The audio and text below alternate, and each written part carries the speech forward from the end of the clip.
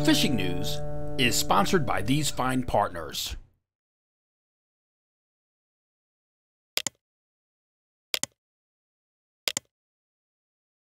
I'm Jim Hutchinson with a New Jersey, Delaware Bay edition of the Fisherman magazine. It's Thursday, January 11th, 2024, and the countdown to New Jersey's Back Bay striper fishery is now officially at 50 days, 5-0 as of today. Now, I was one of just a couple of attendees for last week's meeting of the New Jersey Marine Fisheries Council meeting in Galloway Township, where striped bass and the bonus program were both discussed, as was the bad news that we will not get an immediate opening to the porgy fishery. Not yet anyway.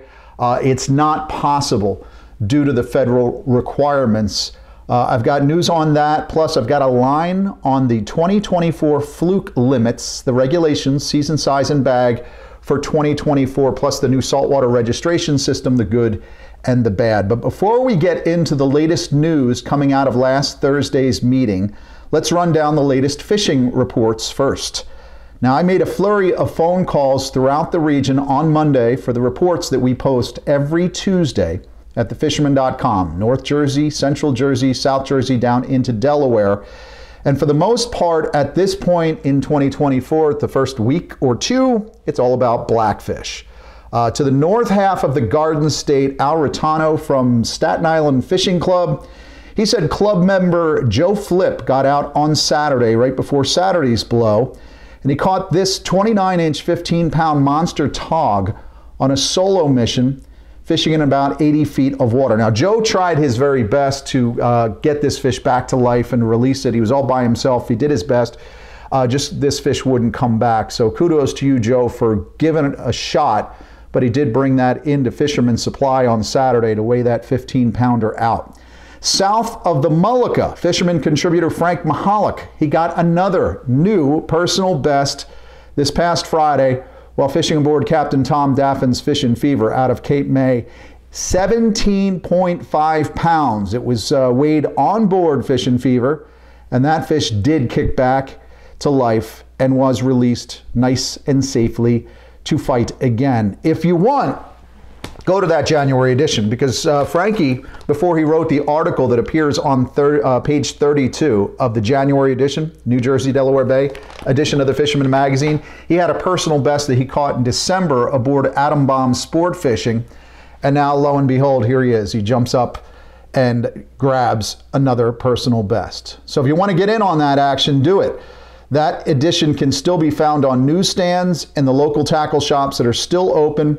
Your next chance, though, if you want a free copy, if you don't want to spend the $3.50 on the newsstand, and for whatever reason you don't have that subscription for $29.95 a year, well, this Saturday you can pick up a free copy at the Sunshine Foundation Fishing Flea Market. That's this Saturday, January 13th. It's from 8 a.m. until 1 p.m. at Edward Thornton Community Center there in Little Egg Harbor. That's at 319 West Calabrese Way in Little Egg Harbor Township, Tuckerton, Mystic Island. It's right off of Radio Road. Admission is $3. Again, you will find a number of boats in the Fisherman magazine in the report section that continue to sail this time of year. Not just the head boats, but charter boats as well, like Beast Mode, Smoke and Reels, Nearfall, Captain Ralph's Last Lady, Mary M4 out of Barnegat Light. We'll have to see how February shakes out. But a lot of what I'm hearing from the guys that I spoke to on Monday is that as foul as this weather is this week, the water temperatures are just finally coming into normalcy for January, and that is leading to a little bit better or more consistent tog bite off the beaches. Fewer boats, of course, are running in January. Most of you have your boats put away, especially with the tides this week. I'm sure a lot of folks were happy that their boats were no longer in the water.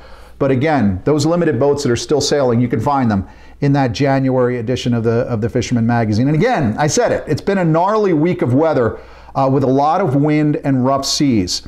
I spoke to Joe and Cheryl at Fairfield Fishing Tackle up north on Monday doing the reports, and they said the Passaic was just starting to come down to normal a little bit.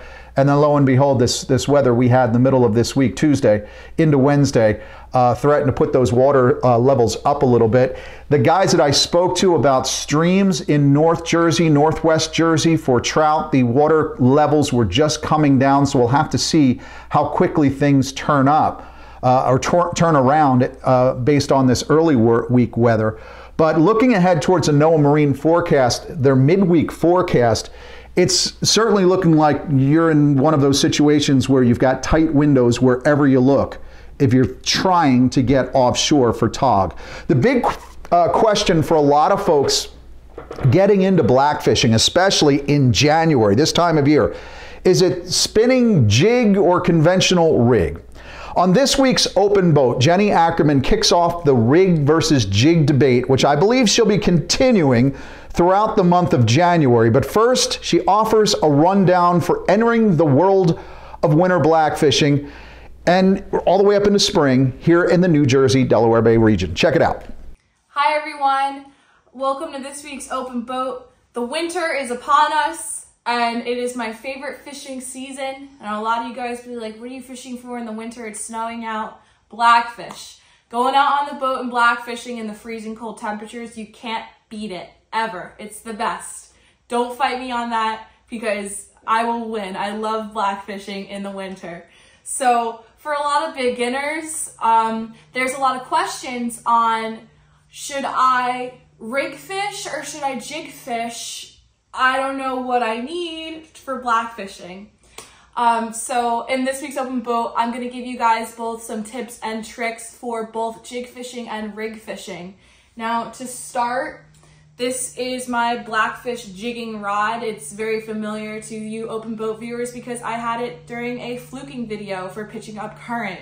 So this is a very versatile rod. It's the St. Croix Legend Extreme. It has a nice backbone to it and it has that sensitive tip to feel the blackfish when I'm jigging. So when you're jig fishing, you want a light spinning setup.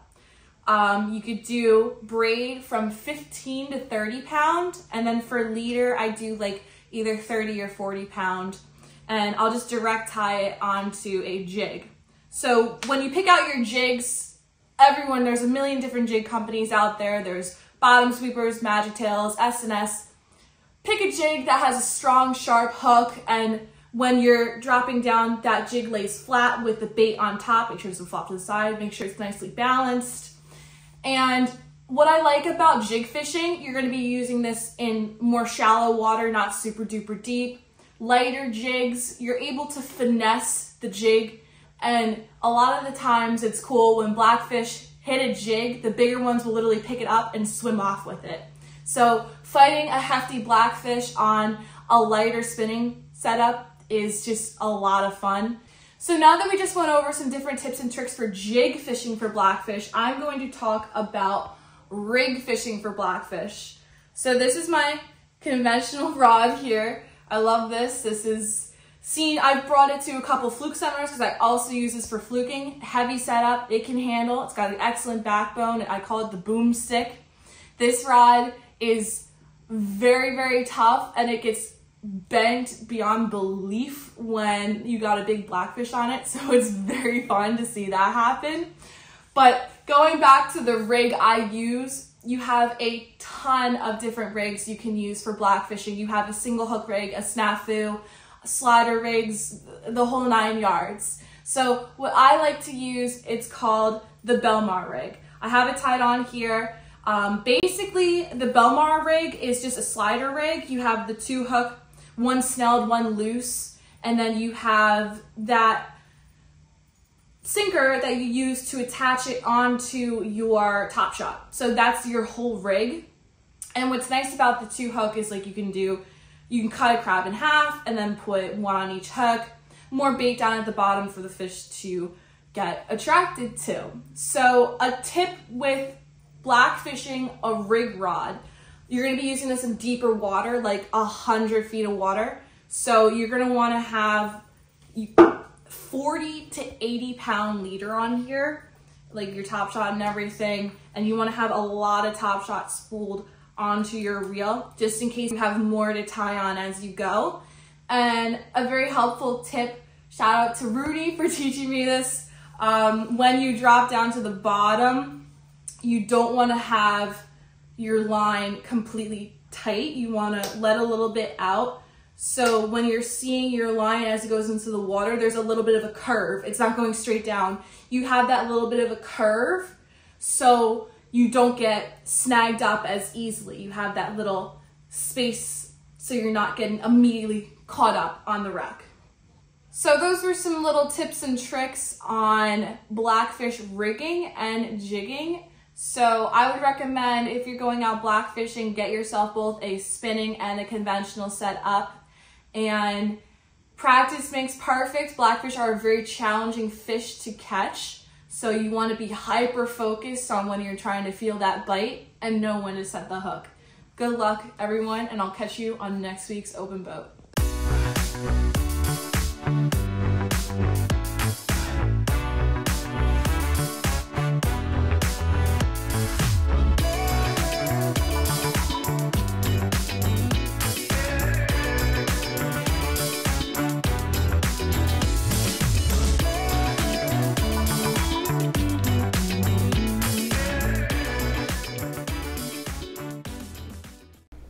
Now, in Ocean and Monmouth County in particular, in speaking with folks manning the shops that are still open, in addition to white perch, outback, Toms River, Mullica, Great Egg, locations like that, there have been some reports out front on the surf grounds where you still are allowed to target striped bass during January and February. That big heave, of course, could change things up again by this weekend.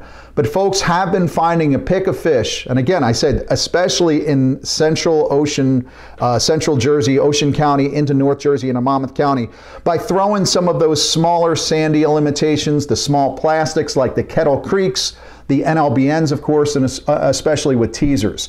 As we get into Atlantic and Cape May County down into Delaware, more stripers still off the beach. In that meeting last Thursday in the New Jersey Marine Fisheries Council, Captain Bob Rush for Starfish, he was kidding around last week, said, geez, the stripers just arrived in Cape May County at the beginning of the year. I know heading into this past weekend, boats in Lewis Harbor Marina down in Delaware were still targeting stripers down along the beach a bit. The Katy did, for example, which was running combo trips last week, getting a mix of striped bass and blackfish on those same trips. Now, stripers and tautog.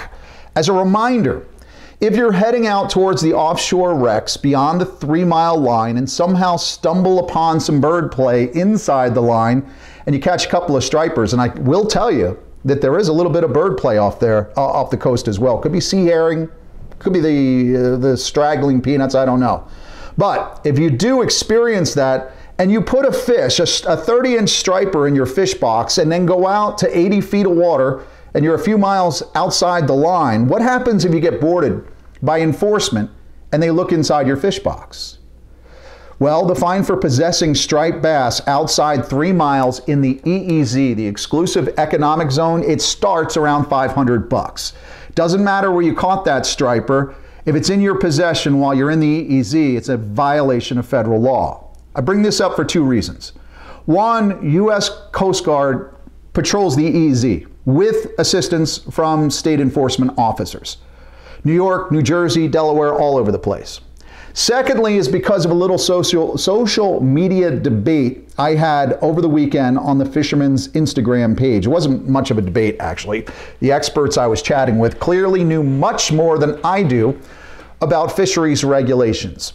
Now, their view was that it doesn't matter what waters you're actually fishing, the regulations you're legally bound to follow are where your boat is ported.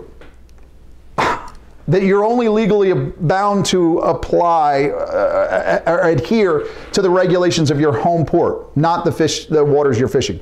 Folks, that's wrong. That's absolutely wrong. Page 14, page 15, Marine Fisheries Digest 2023 for New Jersey spells it out. If you keep your boat in New Jersey and cross the line into Delaware or New York waters, you have to fish that state's regulations while you're there. So whatever happens to be in your fish box that was caught on your side of the line has to meet the regulatory limit on that side of the line, and vice versa.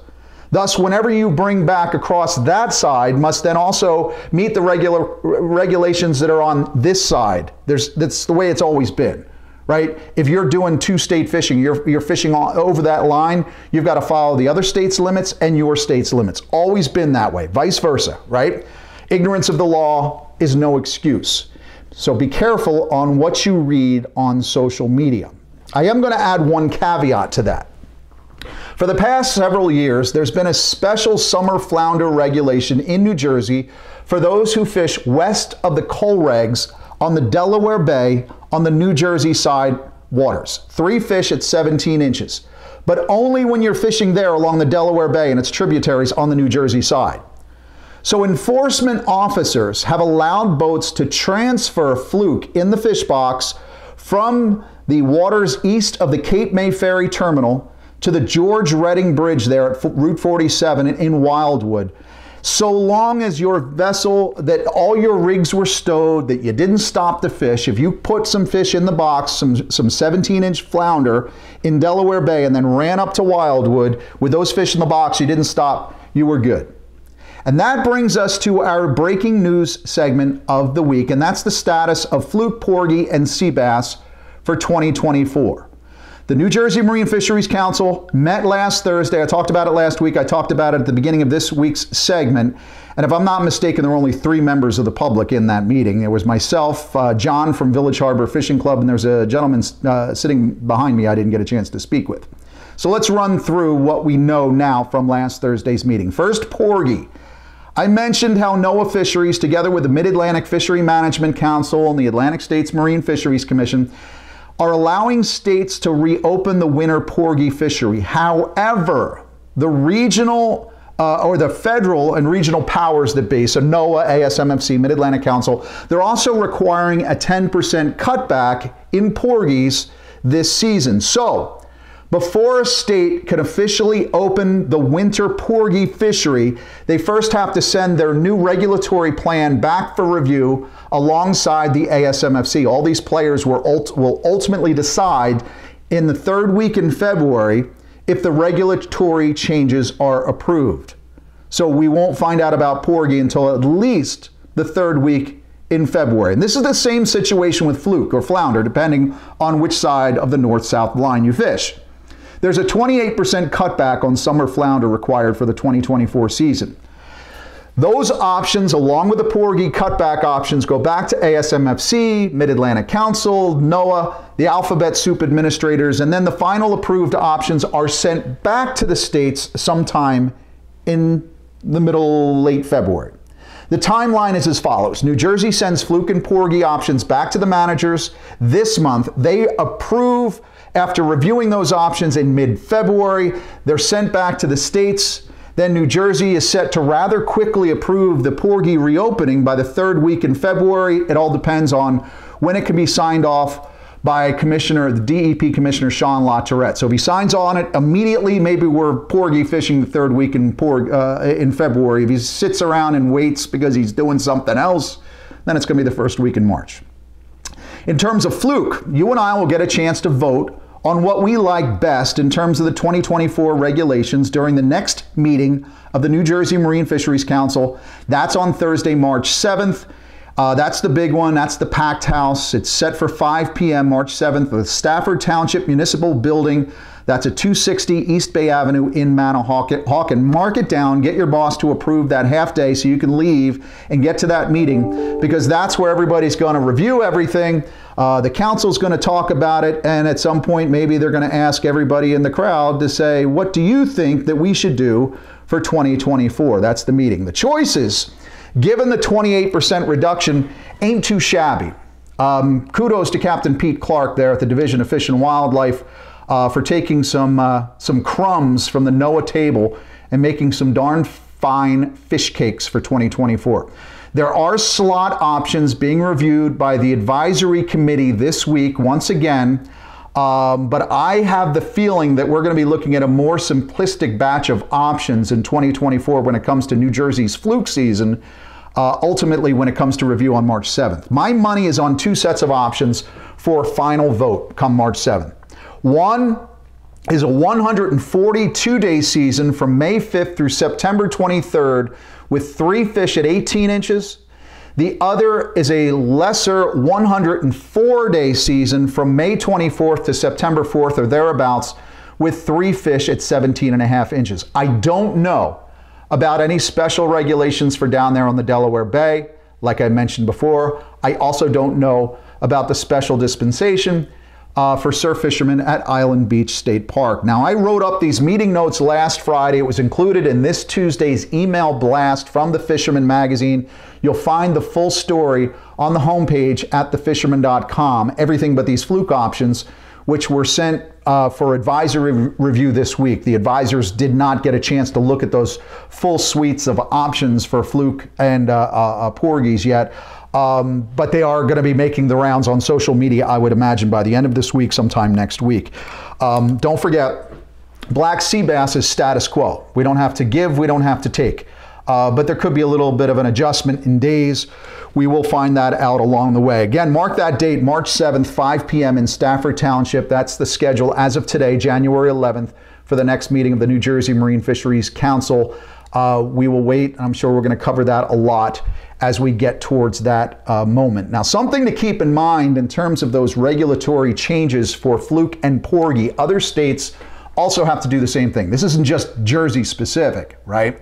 New York's going to have to go through this. Delaware's going to have to go through this as well. I know Delaware's been under discussion on how they're going to meet the 28% reduction on summer flounder there. But we should know the limits, the season size and bag limits by the end of February, early March, across the tri-state region. Now, striped bass is another fishery in line for changes coming up in 2024.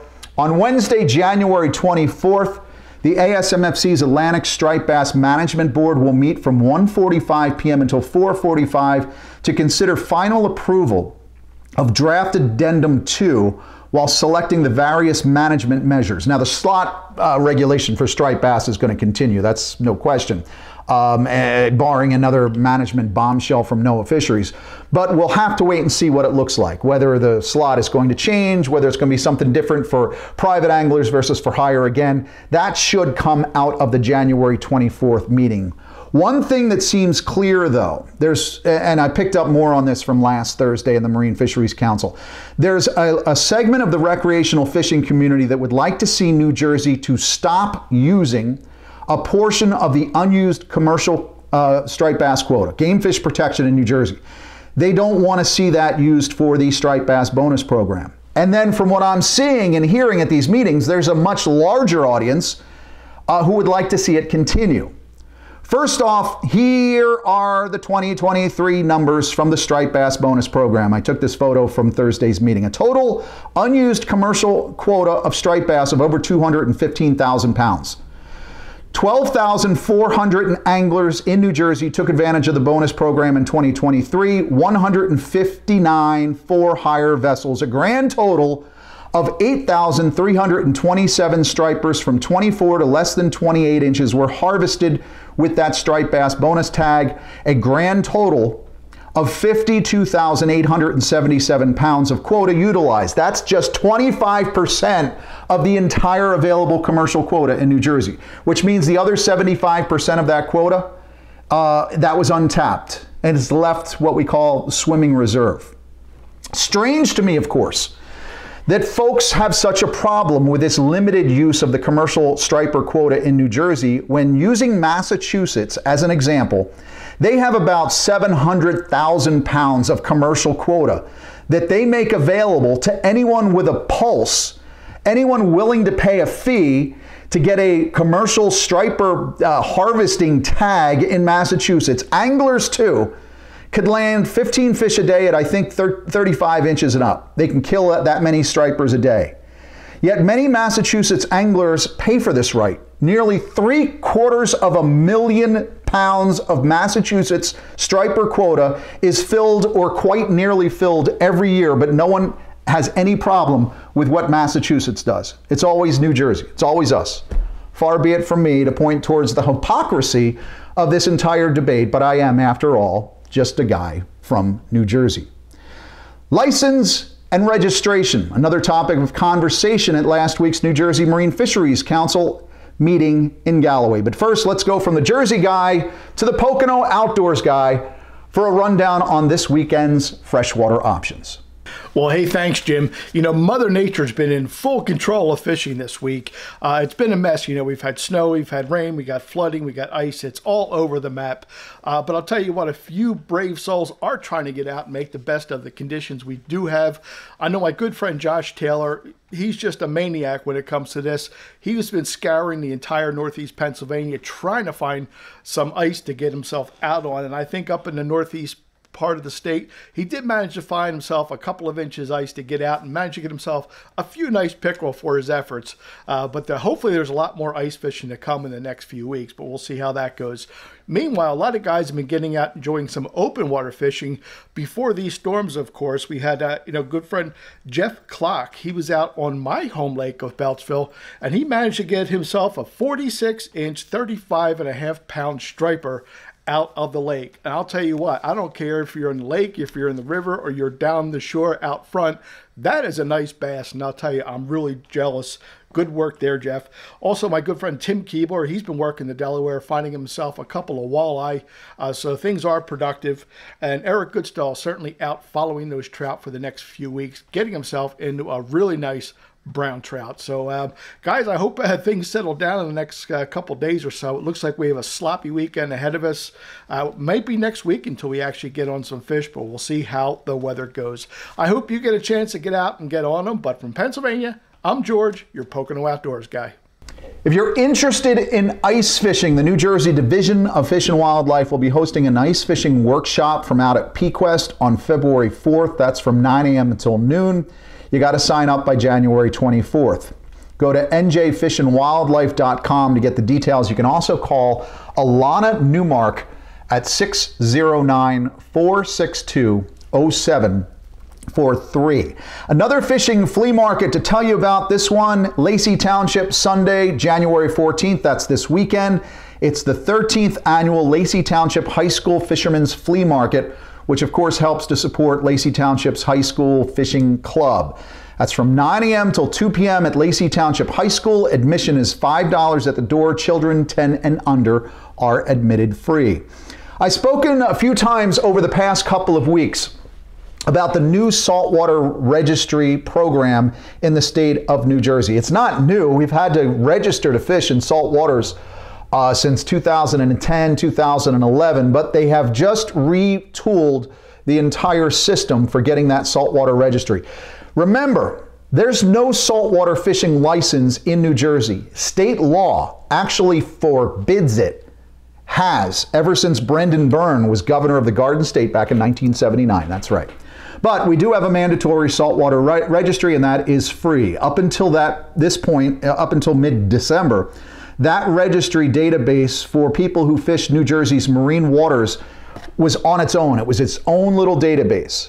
But back in mid-December, the New Jersey Division of Fish and Wildlife finally integrated all the licensing and registration data into one database. So now you can have one account, and you have that ability to, in one stop, take care of your registry, your trout stamp, your hunting license, your clamming license, your freshwater license. It's all done there. You can print out your license, your registry card and everything. You can simply go to saltwaterregistry.nj.gov, and then you just hit that register button over to the right.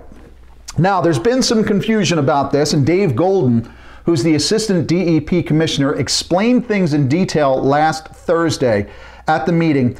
And he talked about some of the benefits of integrating all the databases. For one, it's easier to manage. One database, one registration point. It's easier for the government. It's easier for us. One place to go, right? Two, now enforcement personnel can figure out who you are and whether you're in compliance or not right there on the spot. They've got some software that taps into the database. So they also know that if you've been restricted, right? If you've gotten your license taken away in another state, you're going to come up in the system now, and they'll know right away. This should be able to beef up enforcement and compliance, and also ensure that the scofflaws out there are restricted from further participation in hunting and fishing activities in the Garden State. Now, there is a drawback some folks are noticing. Folks who have never gone through the hunting and freshwater licensing process, you have to use your social security number due to a state law that requires you to agree to a child support clause, that you're not in arrear on your child support.